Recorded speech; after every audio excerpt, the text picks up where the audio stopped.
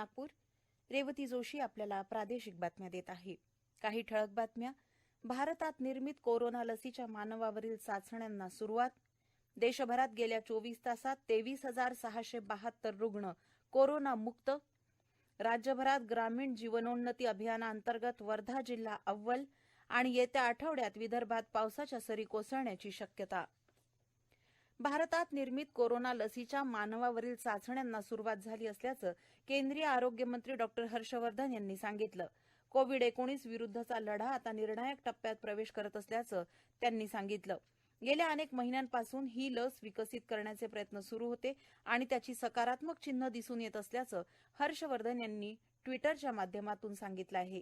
आरंभिक चाचण्यांमध्ये कोणतेही दुष्परिणाम दिसून आलेले नसून एकंदर 14 संस्था या चाचण्यांमध्ये सहभागी आहेत आणि भारतीय वैद्यकीय संशोधन परिषदेचे वैज्ञानिक या चाचण्यांमधून मिळणाऱ्या प्रत्येक माहितीवर लक्ष ठेवून असल्याचं हर्षवर्धन म्हणाले. दरम्यान दिल्लीतील एम्स रुग्णालयाच्या समितीनं कोवॅक्सिन लसीची मानवी चाचणी घेण्यास मान्यता दिली आहे. दरम्यान भारतीय औषध संशोधन परिषद वृद्ध व्यक्तींमध्ये कोविड-19 मुळे आजारपण आणि मृत्यूदर रोखण्यासाठी बीसीजी लसीच्या परिणामकारकतेचं मूल्यांकन करण्यासाठी अभ्यास करणार आहे. देशातील कोविड-19च्या हॉटस्पॉटमध्ये राहणाऱ्या 60 ते 95 वयोगटातील लोकांवर हा अभ्यास केला जाईल. तामिळनाडू, महाराष्ट्र, गुजरात, मध्य प्रदेश, राजस्थान आणि दिल्ली या राज्यांमध्ये हा अभ्यास केला जाणार आहे. परिषदेच्या चेन्नई इथल्या राष्ट्रीय क्षयरोग संशोधन संस्थेकडून हा अभ्यास केला जाईल. या लसीद्वारे कोरोना संसर्ग झालेल्या वृद्ध व्यक्तींमध्ये होणारी विषाणूची प्रगती रोखू शकते का ते पाहिलं जाणार आहे. केंद्रीय रसायन आणि खत मंत्रालय, रसायन आणि पेट्रोकेमिकल्स विभाग यांच्या अखत्यारीतील central institute of petrochemicals engineering and technology अर्थात CIPET या संस्थेला PPE किटची चाचणी आणि प्रमाणीकरणासाठी राष्ट्रीय चाचणी आणि कॅलिब्रेशन प्रयोगशाळा मान्यता मंडळाची अर्थात NBAL ची मान्यता प्राप्त झाली आहे. PPE किटमध्ये आंतरराष्ट्रीय दर्जाचे ग्लोव्ज, कव्हरऑल, फेस शील्ड आणि गॉगल्स तसंच ट्रिपल लेअर मेडिकल मास्क इत्यादींचा समावेश आहे. कोविड-19 महामारीच्या विरोधातील लढ्यात CIPETचं हे आणखी एक यश असून आत्मनिर्भर भारताच्या दिशेनं एक पाऊल आहे. NBALनं CIPET केंद्र भुवनेश्वर यांना मान्यता दिली आहे. इतर काही CIPET केंद्रांनाही मान्यतेसाठी अर्ज केले असून ते विचाराधीन आहेत. आरोग्य मंत्रालयानं निवासी संकुलांना त्यांच्या आवारात कोविड सुविधा केंद्र स्थापित करू इच्छिणाऱ्यांसाठी मार्गदर्शक तत्व जारी केली आहेत. या केंद्रांमधून कोविड-19चे संशयित रुग्ण, सौम्य लक्षणं तसंच लक्षणं नसलेल्या परंतु बाधित असलेल्या रुग्णांसाठी आरोग्य सुविधा पुरवल्या जातील. सार्वजनिक संकुलं, बहुपयोगी सार्वजनिक जागा किंवा रिकाम्या सदनिका यामध्ये हे केंद्र उभारता येणार आहे. या केंद्रात आगमन आणि निर्गमनाची स्वतंत्र व्यवस्था असेल तर इतर सर्व साहित्यांचं नियमित निर्जंतुकीकरण केलं जाईल. श्वसनतज्ञ नियमितपणे या केंद्रांवर पाहणी करणार असून आवश्यकतेनुसार मार्गदर्शन करणार आहेत. ज्येष्ठ नागरिक, 10 वर्षांखालील बालकं, गरोदर स्त्रिया आणि इतर व्याधी असलेल्यांसाठी ही केंद्र नसतील असंही या मार्गदर्शक तत्वांमध्ये स्पष्ट करण्यात आलं आहे. देशभरात गेल्या 24 तासात 23,672 रुग्ण कोरोनामुक्त झाल्यानं त्यांना रुग्णालयातून घरी सोडलं असल्याची माहिती केंद्रीय आरोग्य मंत्रालयानं दिली आहे. यामुळे देशात कोरोनामुक्त झालेल्या रुग्णांची एकूण संख्या 6,77,423 इतकी झाली आहे. याबरोबरच देशात कोरोना बाधित रुग्ण बरे होण्याचा दरही 62.86% पोहोचलाय. बरे झालेल्या रुग्णांमध्ये सर्वाधिक 1,65,663 रुग्ण महाराष्ट्रातले तर त्याखालोखाल 1,13,856 रुग्ण तमिळनाडूतील आणि 1,01,274 रुग्ण दिल्लीतील आहेत. दरम्यान देशभरात आतापर्यंत 1,37,91,869 कोरोना चाचण्या झाल्या आहेत अशी माहिती भारतीय वैद्यकीय संशोधन परिषद अर्थात ICMRनं दिली आहे. सध्या देशभरात कोरोना नमुन्यांच्या चाचण्यांसाठी 889 शासकीय तर 373 खासगी अशा एकूण 1,262 प्रयोगशाळा कार्यरत आहेत. कोरोना विषाणूचा शहरी भागातील संसर्ग ग्रामीण भागात पसरू देऊ नका असे निर्देश मुख्यमंत्री उद्धव ठाकरे यांनी दिले आहेत. राज्यातील सर्व जिल्हाधिकारी, आयुक्त आणि इतर अधिकाऱ्यांशी दूरदृश्य संवाद प्रणालीद्वारे घेतलेल्या बैठकीत ते बोलत होते.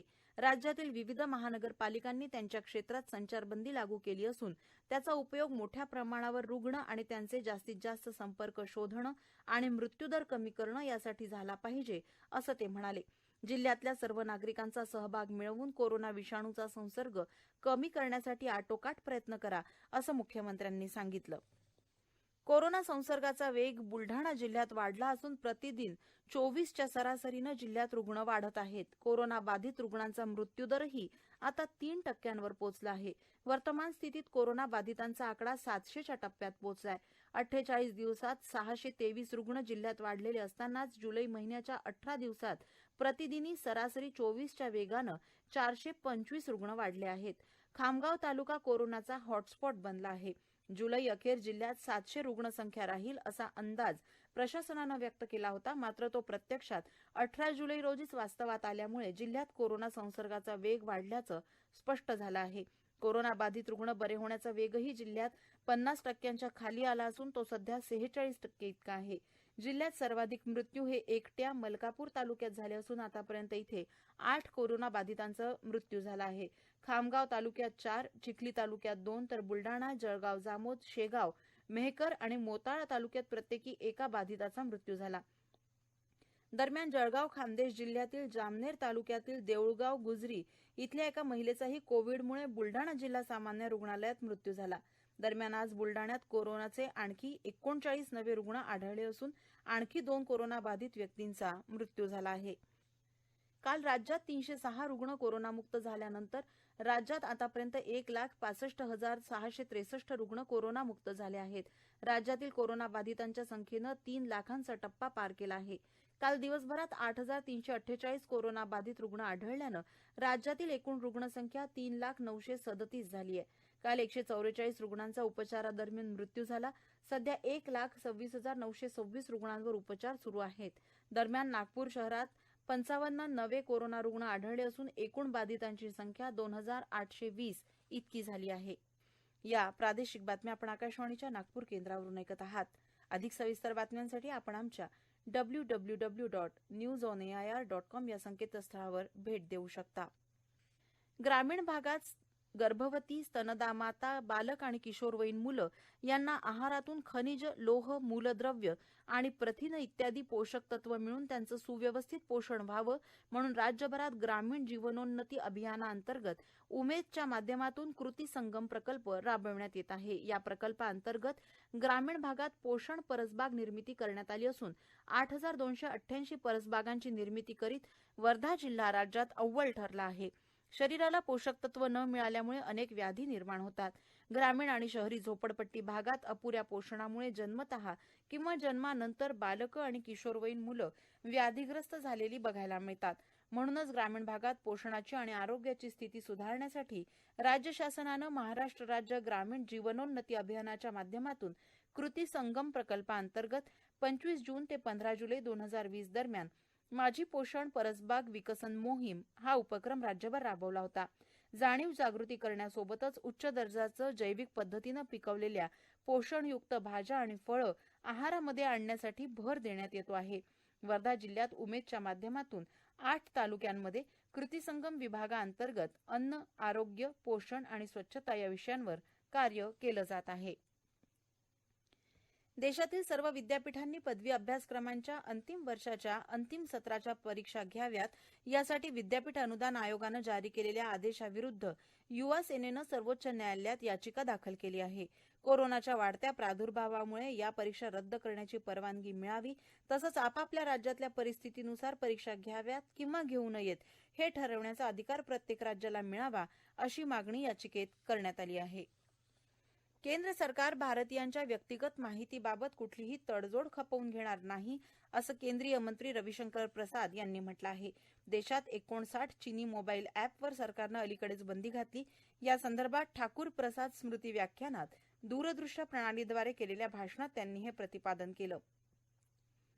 भारतीयांविषयीची माहिती ही भारतीयांच्या स्वतःच्या मालकीची आहे, त्यामुळे ही माहिती सुरक्षित ठेवण्याची गरज आहे. त्यासाठी सरकारनं डेटा संरक्षण कायदा तयार केला आहे. संसदीय समिती सध्या त्याचं परीक्षण करत असल्याचं प्रसाद यांनी सांगितलं. संसदेचं पावसाळी अधिवेशन भरविण्यासंदर्भात दोन्ही सभागृहांच्या पीठासीन अधिकाऱ्यांशी सरकारनं संपर्क केला असल्याचं राज्यसभेचे अध्यक्ष एम व्यंकय्या नायडू यांनी म्हटलं आहे. नायडू आणि लोकसभेचे अध्यक्ष ओम बिर्ला यांनी संसदीय समितींच्या बैठका आयोजित करण्यावर अनेक वेळा चर्चा केली आहे. दरम्यान कोविड-19 साथीच्या विविध पैलूंबाबत आवश्यक माहिती, विश्लेषण आणि दृष्टिकोन लोकांमध्ये विकसित करण्यात माध्यमांनी निभावलेल्या भूमिकेचं त्यांनी कौतुक केलं आहे. दुधाला भाव मिळण्यासाठी अमरावती ग्रामीण भाजपाच्या वतीनं सोमवार दिनांक 20 जुलै रोजी 11 वाजता जिल्हाभरात आंदोलन करण्यात येणार आहे. प्रत्येक तहसीलात मोजके भाजपा पदाधिकारी जाऊन तहसीलदारांना दुधाची पिशवी आणि निवेदन देणार असल्याची माहिती भाजपाच्या वतीनं देण्यात आली. ज्येष्ठ पत्रकार आणि वरिष्ठ संपादक S.N. विनोद यांच्या पत्नी शोभा विनोद यांचं आज निधन झालं. त्यांच्या पश्चात 2 मुलं आणि 1 मुलगी तसंच बराच मोठा आप्तपरिवार आहे. त्यांच्या पार्थिवावर उद्या सकाळी अंत्यसंस्कार करण्यात येतील. मार्च 2023 पासून देशात खासगी रेल्वेगाड्या धावू लागतील असं रेल्वे मंत्रालयाच्या वतीनं सांगण्यात आलं आहे. या संदर्भात काही माध्यमांमध्ये खासगी रेल्वेगाड्यांची सुरुवात वर्ष 2024 मध्ये होणार असल्याची माहिती आली होती. हा संभ्रम दूर करण्यासाठी रेल्वे मंत्रालयानं हे स्पष्टीकरण जारी केलं आहे. आज दुपारपासूनच नागपूरसह संपूर्ण विदर्भात पावसाच्या सरींनी हजेरी लावल्यामुळे उकाडा कमी झाला. येत्या आठवड्यातही विदर्भात तुरळक ठिकाणी विजांचा कडकडाट आणि मेघगर्जनेसह पावसाच्या सरी कोसळण्याची शक्यता हवामान खात्यानं वर्तवली आहे. नागपूर, वर्धा, बुलढाणा, गोंदिया, चंद्रपूर, गडचिरोली आणि यवतमाळ जिल्ह्यात बहुतांश ठिकाणी पावसाच्या हलक्या ते मध्यम सरी कोसळण्याचा अंदाज प्रादेशिक हवामान खात्यानं वर्तवला आहे. येत्या गुरुवारपर्यंत ही स्थिती कायम राहणार असून नंतर हवामानात बदल होण्याची शक्यताही वर्तवण्यात आली आहे. याबरोबरच हे प्रादेशिक बातमीपत्र संपलं. नमस्कार.